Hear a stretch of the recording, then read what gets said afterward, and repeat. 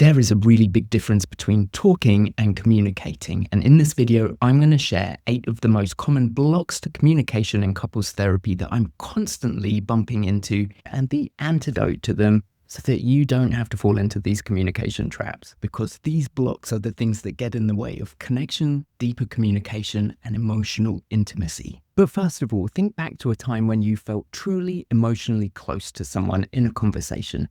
You know, the types of conversation where words flow seamlessly, the connection is powerful and palpable, and then compare it to an experience where you felt completely the opposite. You might have felt frustrated, misunderstood, maybe like it was talking to a brick wall. And then she said to me, "You know what the problem with you is, Barbie?" What the fudge, Ken? Are you even listening to me? My philosophy is that meaningful communication is about giving someone the gift of being truly understood. And in order to understand someone, we have to know how to listen, sure, but we also have to break some of the really bad habits we picked up along the way that really block that experience you're trying to give someone of understanding them. So stay tuned, because the last one is the one that you least expect to shut a conversation down. My name's Oliver, and I'm a marriage and family therapist here in Los Angeles, California, and I love helping people grow great relationships. And one of the things that I seem to be doing a lot is helping people communicate. So I put together a PDF of some of the main tools, activities, and exercises all together in a PDF that I call the 7-Day Relationship Rescue Kit. And you can download it now from my website. I'll make sure the link is in the bio.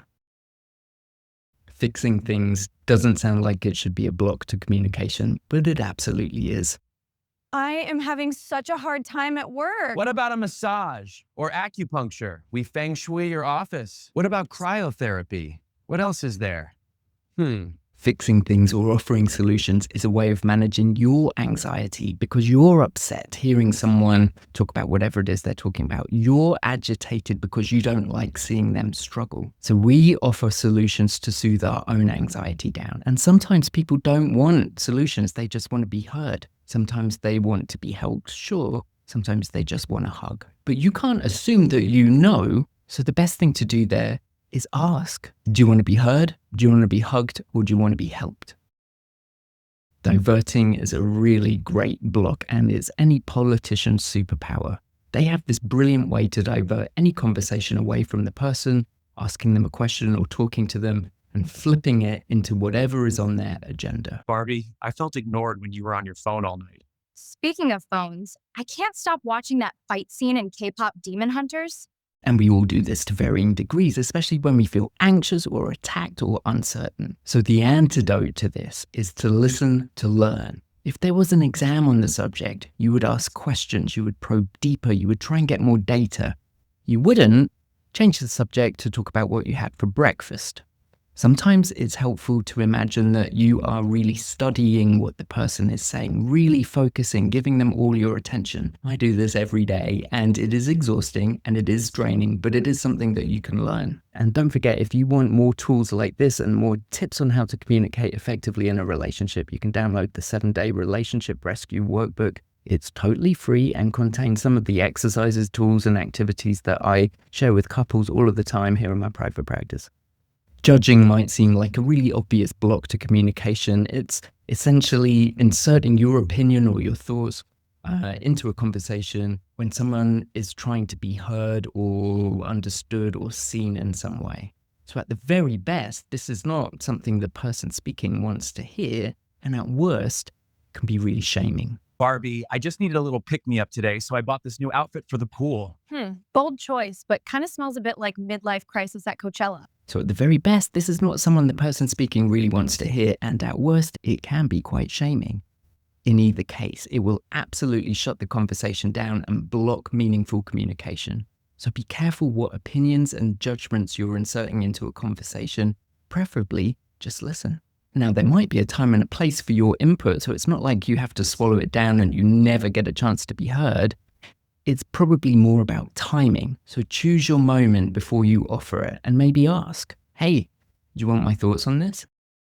A really obvious block to communication is name calling. And we can get caught up in this in a playful way, teasing or jesting or whatever you call it, But it can also be mean, like calling someone a complainer or accusing them of something or just flat out calling them a rude word. Sometimes I feel like people just play with me and then toss me aside.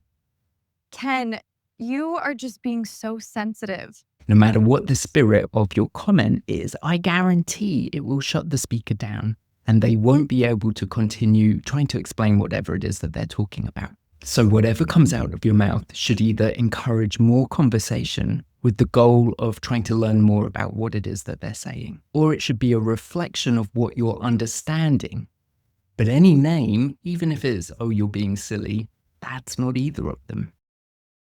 There's a block that I see a lot called preaching, and this is my word of warning if you happen to be a parent, because parents fall into this trap when trying to connect with their teen or tween. Ken, I just feel like no one at work respects me. You know, when I was working at the Barbie Dream HQ in 1992, I learned that respect is something you earn, not given. It's really important to remember that sometimes your child doesn't want the lecture or the piece of life advice or your life experience when you were having a similar situation. And yes, even though it's in the parent's job description to help guide your kids to create teaching moments, sometimes they just don't want it. Preaching is a combination of diverting the conversation onto you, offering advice, fixing it, and possibly some judgment too. The experience someone has when they're trying to share something important to them, only to have the other person, the listener, start preaching, is like being dropped or abandoned. If it keeps happening over time, that person is much less likely to come to you and talk about anything. I mean, why would they? They're not going to be heard and you're only going to talk about yourself. One of my favorite blocks to communication is called grilling. It sometimes happens when we let our anxiety get the better of us. Instead of just sitting back and listening, we start peppering with a series of rapid fire questions. I feel like I've forgotten to do something. Did you finish that report? Did you call your mom? Did you reapply sunscreen? Now, in theory, these questions might enhance the conversation, but I usually find that this is another block. And it shuts people down. It stops people from telling you everything. It's like they don't quite get a word out edgeways with all of the questions, so give them space to talk. It can also feel like a trap if there's a barrage of questions, especially if you're trying to get a specific answer. Or it can just make people feel shame or embarrassed. If you're asking questions about what they should have done, could have done, and what have they tried, it kind of puts them in a bind when really they're trying to tell you their emotional experience. Any questions you ask should be thoughtful. Think about them before they come out of your mouth. They should deepen the conversation. They should be expansive, like, how did that make you feel? Or tell me more.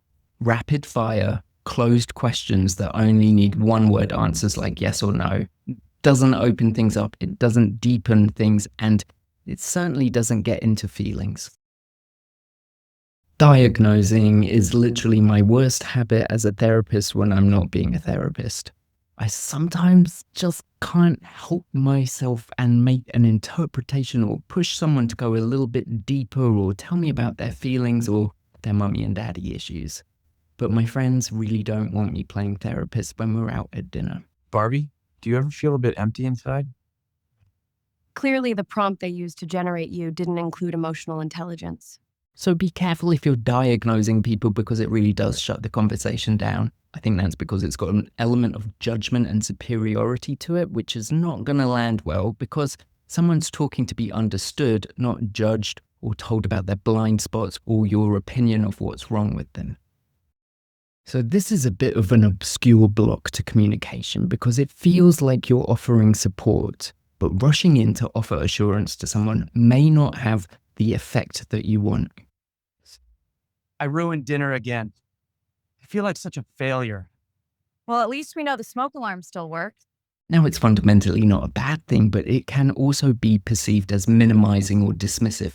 If I'm telling you about my feelings and you're like, oh, it'll be okay, or look on the bright side, doesn't really feel to me that you're interested. Even if you are, it could still be perceived as you saying, stop whining and pull your together. It makes it very hard to continue opening up with too much assurance too quickly or just not enough space to talk openly. The antidote to this is perhaps asking, are you wanting my reaction? Do you want me to listen more? What do you want here? And let them kind of dictate what it is that they want from you. I really wish we were taught things like this in high school. I mean, literally, the world would be a much better place if we knew how to understand each other and communicate and listen to each other. And don't forget, if you want more tools like this and more tips on how to communicate effectively in a relationship, you can download the 7-Day Relationship Rescue Workbook. It's totally free and contains some of the exercises, tools, and activities that I share with couples all of the time here in my private practice. And if you're in Los Angeles or California and you're looking for a couples therapist, schedule a free consultation call with me. I'd be happy to see if we could work together and tell you more about how I work, and I can answer your questions about couples therapy.